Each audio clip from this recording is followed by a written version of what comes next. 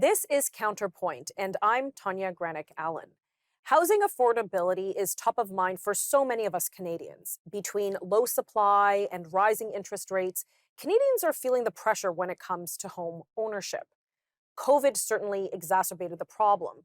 During the lockdowns, many Canadians took advantage of the then low interest rates to move further out for larger properties with larger homes and then, of course, larger mortgages. And now, with mortgage rates climbing and renewals around the corner for many of those homeowners, many are left asking if they will be able to afford their home in the near future. What also doesn't help is that low housing supply was already a big problem before COVID. Couple that with large immigration levels in the past few years, and housing becomes more and more of a problem in this country. So, just how bad is the problem? What is the government's plan to increase housing affordability? Will young Canadians be able to afford a home in the future? Well, join me now to share his insights is David Clement, North American Affairs Manager for the Consumer Choice Centre. David, thanks for joining me in studio today. Thank you very much for having me. So, for how long has Canada been experiencing a housing crisis? I think this most recent run-up probably starts in 2014, 2015. So around that time, you're looking mid 300,000s for the average Canadian home. That more than doubled from that period to 2022. And so before that, you saw this gradual kind of expected increase in home prices year over year. 2014, 2015 is really where you saw home prices skyrocket into the scenario or bubble, depending on who we're talking to, where we are now.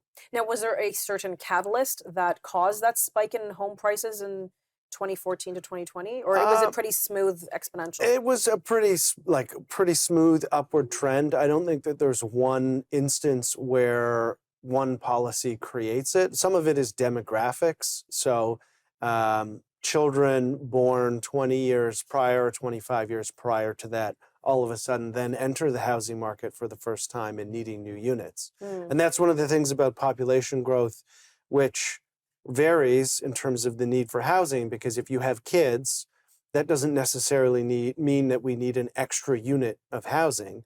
But as those kids grow up and become adults and then go out on their own, that's where you need extra housing and additional units. And the same goes for immigration, which I'm sure we'll get to as well. Absolutely. So many folks watching the program think that this is just an issue dedicated to larger cities. Like, we've known Vancouver has been, can I say, very unaffordable for many years. Toronto not far behind, Montreal less of an issue. Is this something that's really restricted to cities? No, it's not. It extends far into the suburbs and beyond that. I mean, we saw, if we look at Ontario, we saw homes in the Newmarket, Sutton area balloon like crazy. We've seen rural areas, if they're even remotely in reach of major cities, have exponential price growth, well beyond what incomes in that area can afford. And that's really the crux here. Is it's not so much home prices, it's the relationship to incomes. Right. And nationally, we're at about 8 times. The home price to income ratio is about 8. In Toronto, it's near 12. So it's becoming an increasing problem across the country. So what role then, because you did suggest that it was 2014 to 2020, that's where we saw the big thing, kind of capping off at 2020, perhaps. Things have been in flux with, obviously, interest rates. But how did COVID exacerbate matters?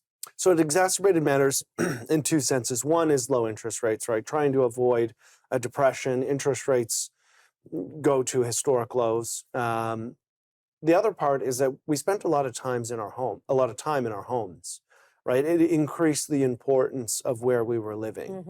In a pre-COVID world, you're commuting to work 9 to 5, 5 days a week. You spend a lot less time in your house. Certain things become less important. And so there was that shift in emphasis, along with the ability to borrow more aggressively with low interest rates. Yes. That created that major spike and that price inflation that we saw from the beginning of the pandemic through 2022. Yes. And of course, there was a lot of money put into the system with the government programs, so that definitely didn't help things. We're going to pick up this discussion in just a few moments when we return from this commercial break. Please stick around.